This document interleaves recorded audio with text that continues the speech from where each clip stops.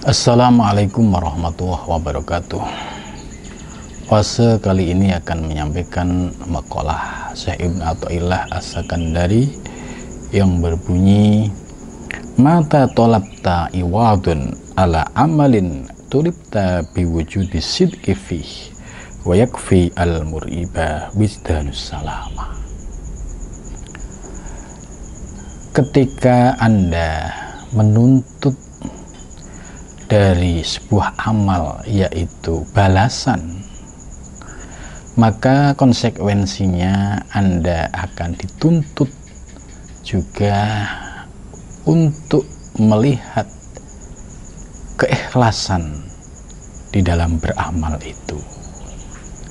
Maka cukuplah bagi orang-orang yang di dalam hatinya masih ada keraguan mendapatkan keselamatan di dalam melaksanakan ibadahnya. Maksud dari makalah ini mengingatkan kepada kita sebagai seorang hamba. Seringkali kita menuntut kepada Allah setiap amal yang kita lakukan supaya diberikan pahala. Bahkan pahala ini bisa menjadi tujuan dalam melaksanakan amal. Maka apabila seorang hamba menuntut sebuah pahala dari amal yang dilakukan, konsekuensinya Allah juga akan menuntut sejauh mana Anda sudah melakukan keikhlasan di dalam amal Anda. Maka ketika dituntut yang demikian, niscaya sulit untuk bisa meminta balasan dari amal yang kita lakukan. Niscaya kita akan malu. Betapa sulitnya orang beramal untuk mencapai sebuah keikhlasan. Maka disinilah kita akan bisa melihat kualitas seorang hamba. Ada kalanya seorang hamba melaksanakan ibadah karena ada motivasi, harapan supaya diberikan pahala oleh Allah.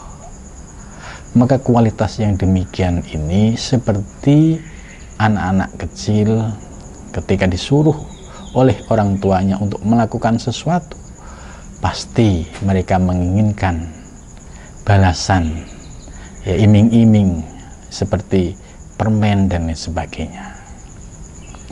Tapi bagi seorang hamba yang sudah tulus ikhlas dalam beribadah kepada Allah, niscaya dia malu untuk menuntut Allah, malu untuk meminta pahala.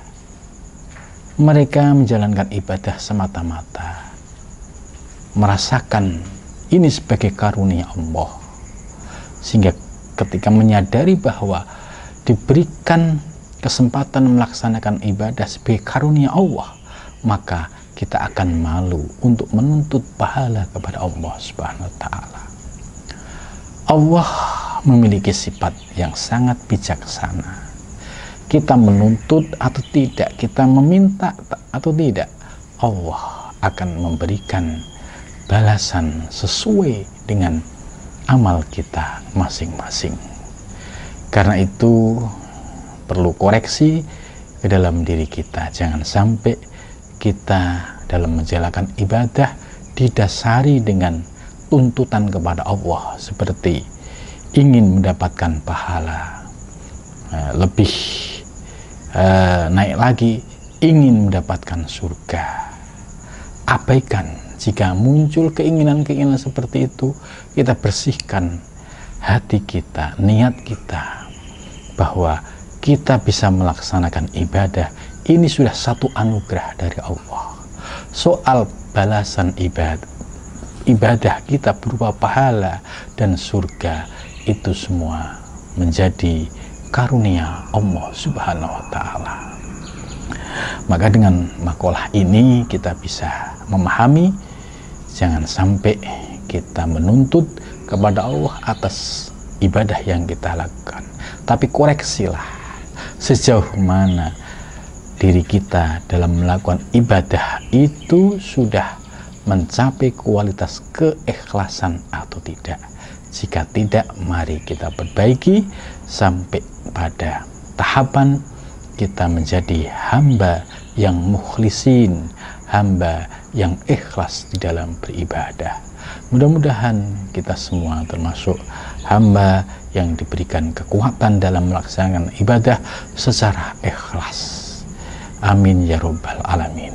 Demikian wase kali ini, mudah-mudahan bermanfaat. Wallahul muwaffiq. Assalamualaikum warahmatullahi wabarakatuh.